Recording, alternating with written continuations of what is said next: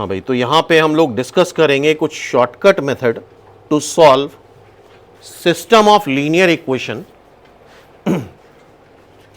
गौर से देखो question number 1,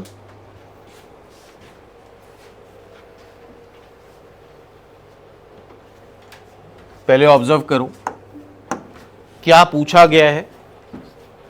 ये एक सिस्टम है, जैसा कि हमें दिख रहा है ये नॉन होमोजीनियस है। अल्फा की वैल्यू बताने इसके लिए इट हैज नो सॉल्यूशन। तो क्लियरली अल्फा 1 तो नहीं हो सकता, क्योंकि अल्फा 1 रख दोगे तो ये पहली चीज तो होमोजीनियस बन जाएगा। होमोजीनियस सिस्टम में एक सॉल्यूशन तो होता ही होता है 0 0 0।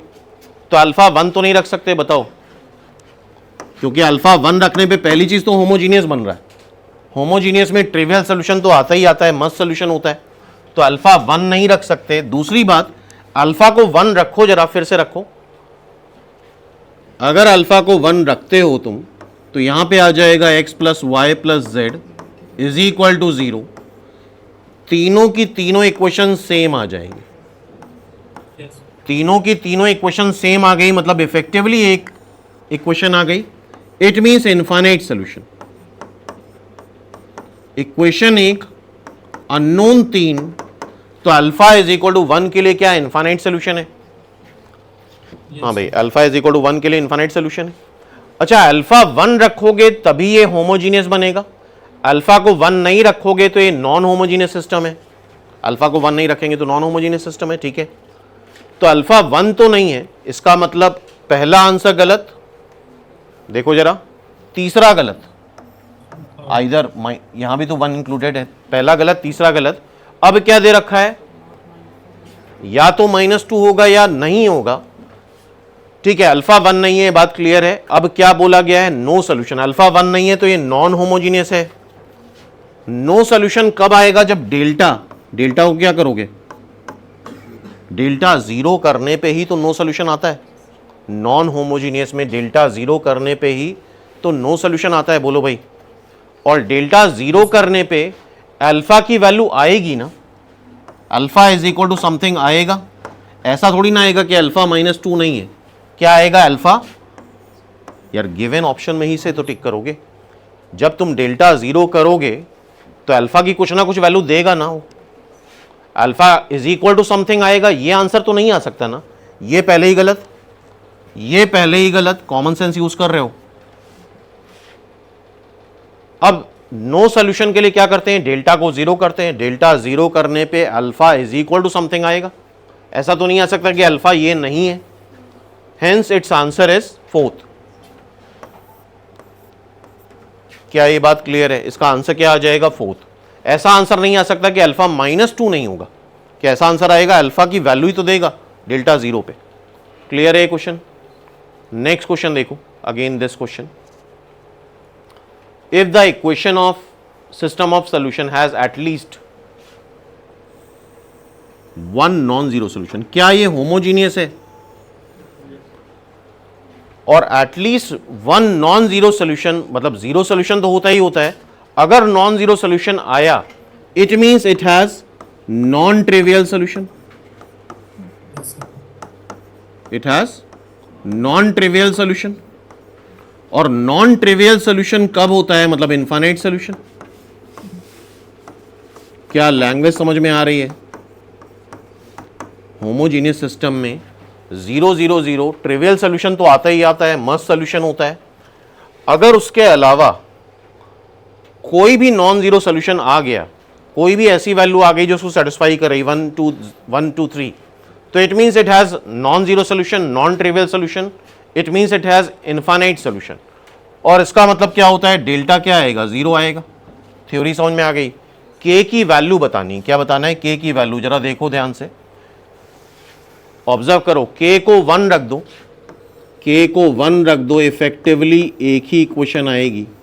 के को 1 रखो, क्या यही इक्वेशन आ रही है? एक इक्वेशन,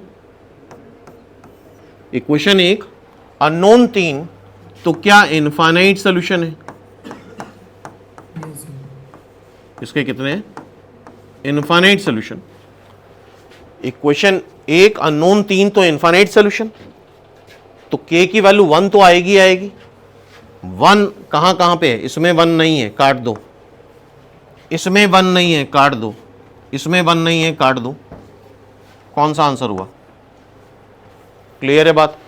इसी में तो वन है, वन के लिए तो आंसर आ रहा है ना। अगर के को वन रखते हो, क्लियरली ये ऑब्जर्व कर रहे हो ना, के को वन रखो, सारी क्वेश्चन सेम हो रही हैं। तो ऑप्शन से हम मैनिपुलेट कर सकते हैं, देख सकते हैं किस तरह से आंसर्स दिए जाएं। ठीक है, नेक्स्ट देखो,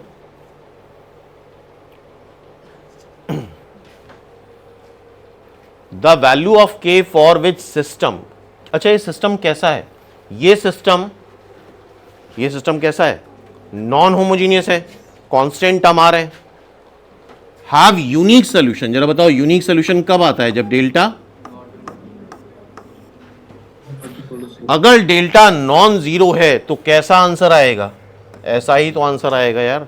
इनइक्वालिटी कहां से बन जाएगी बोलो? अगर डेल्टा नॉन जीरो है तो कैसा आंसर आएगा? फोर्थ आंसर आएगा। इनइक्वालिटी कहां से बन जाएगी? जीरो कैसे आ सकता है? पॉसिबल ही नहीं है, कोई इनइक्वालिटी बन ही नहीं सकती। क्या कॉमन सेंस यूज कर रहे हो? This is the answer. Clear everyone? Unique solution के लिए डेल्टा क्या होता है? Non zero. इसको सॉल्व करने पे ऐसा ही आंसर आएगा, ऐसा आंसर नहीं आ सकता, ऐसा कोई आंसर नहीं आ सकता, ऐसा कोई आंसर नहीं आ सकता। Agreed everyone? ठीक है,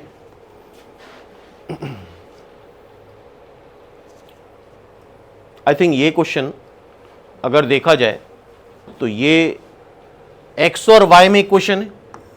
एक्स और वाई में क्वेश्चन क्या रिप्रेजेंट करती है? Straight line. The number of values of K such that system has infinite solution. तो ये चीज डिस्कस करी थी। अगर दो स्ट्रेट लाइन है,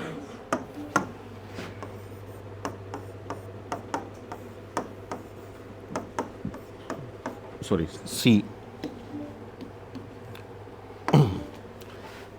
यह सच शॉर्टकट तो नहीं है, लेकिन दो स्ट्रेट लाइन है तो इनफाइनाइट सोल्यूशन तब होते हैं जब a1 upon a2 is equal to b1 upon b2 is equal to c1 upon c2 हो। मतलब दोनों स्ट्रेट लाइन एक दूसरे के ऊपर क्या करें? कोइंसाइड कर जाए। दोनों स्ट्रेट लाइन एक दूसरे के ऊपर ओवरलैप कर जाएं, कोइंसाइड कर जाएं, तो इनफाइनाइट सोल्यूशन होते हैं। तो यहां पे करना क्या है? x के कोफिशिएंट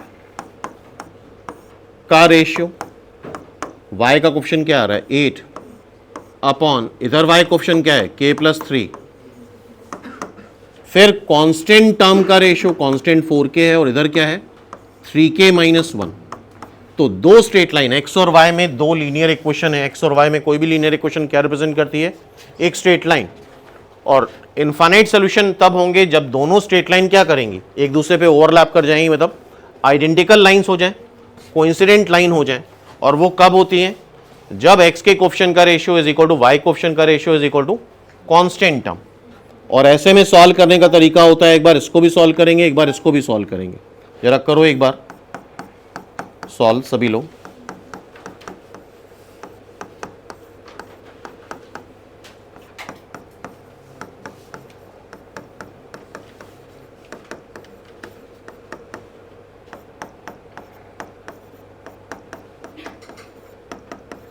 आई थिंक यहाँ से k की वैल्यू 1 और 3 आ रही है, कॉमन होना चाहिए। इधर भी सॉल्व करो।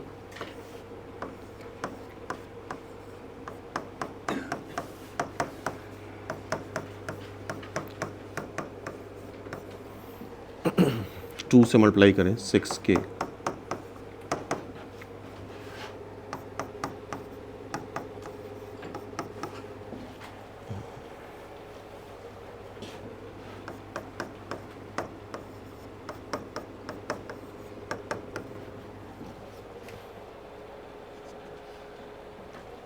यहां पे आई थिंक 1 और 2 आ रही। तो कॉमन वैल्यू आनी चाहिए, और कॉमन वैल्यू k की क्या आ रही है? 1 आ रही है। चेक कर लो, k की वैल्यू 1 आएगी।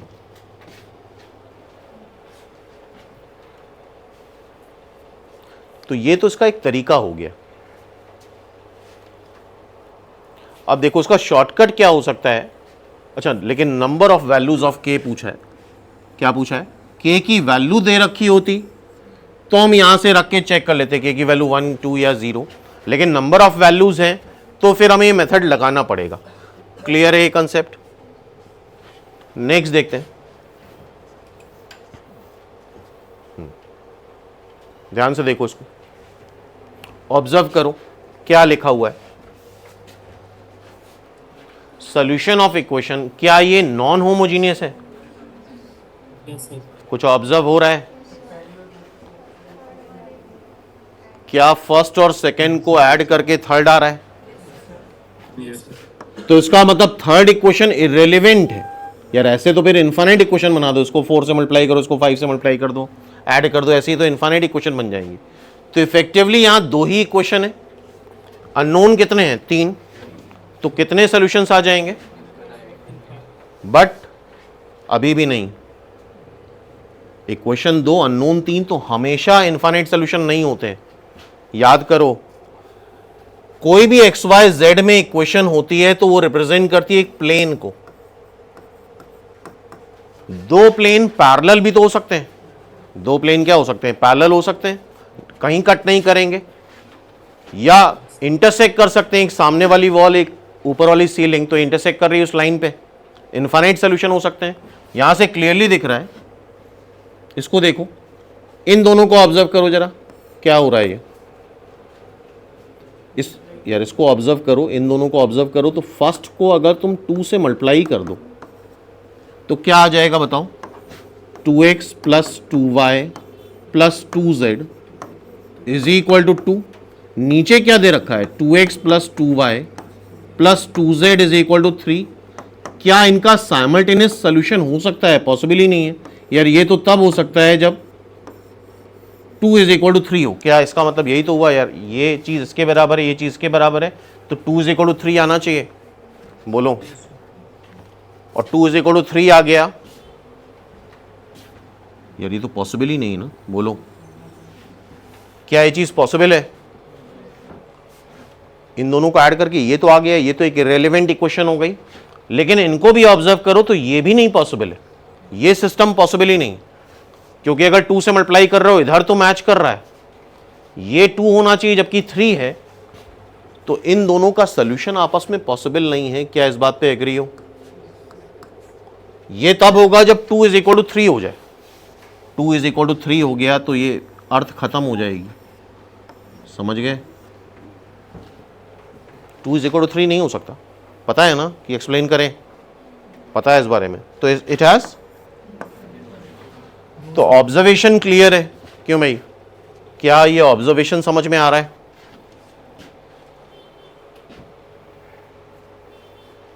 नेक्स्ट देखो, हाँ भाई ये क्वेश्चन क्लियर है।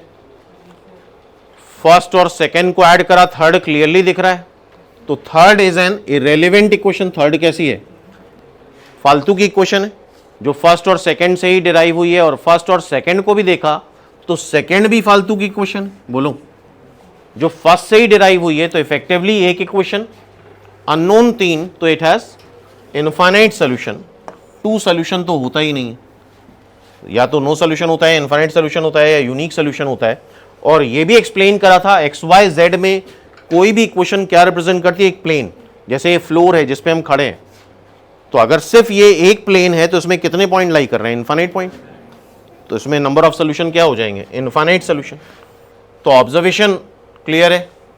हाँ भाई ऑब्जर्वेशन क्लियर है, ऑब्जर्व कर रहे हो तो देख रहे हो, कहीं पे भी हम डेल्टा वगैरह नहीं निकाल रहे हैं।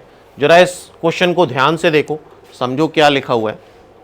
Consider the following system of equation. पहली इक्वेशन ध्यान से देखो, फिर दूसरी देखो, फिर तीसरी देखो। ठीक है, ये तो सही है। यहां ये बदल गया है, मतलब इसको इससे कुछ मल्टीप्लाई करने पे ये नहीं आ सकता। इसको देखो, ये दोनों काफी हद तक सिमिलर है। The value of lambda this which has infinite solution. तो कॉमन सेंस क्या कहता है तुम्हारा? लैम्डा को रख दो 3 और म्यू को रख दो 10। लैम्डा को रख दो 3 और म्यू को रख दो 10। तो क्या ये दोनों इक्वेशन सेम हो जाएंगी? लैम्डा को रख दो 3 और म्यू को रख दो 10। ये फालतू इक्वेशन हो गई, पहली इक्वेशन और दूसरी इक्वेशन। दो इक्वेशंस आ रही हैं, दो इक्वेशन है, नंबर ऑफ इक्वेशन दो हैं और अननोन तीन है, तो it has infinite solution, it has infinite solution. Second is the answer. Clear है बात? सीधा सीधा ऑब्जर्वेशन से आ रहा है, बोलो। तो ये टाइप समझ में आ गया, तो इस तरह के क्वेश्चन हम ऑब्जर्वेशन से सॉल्व कर सकते हैं।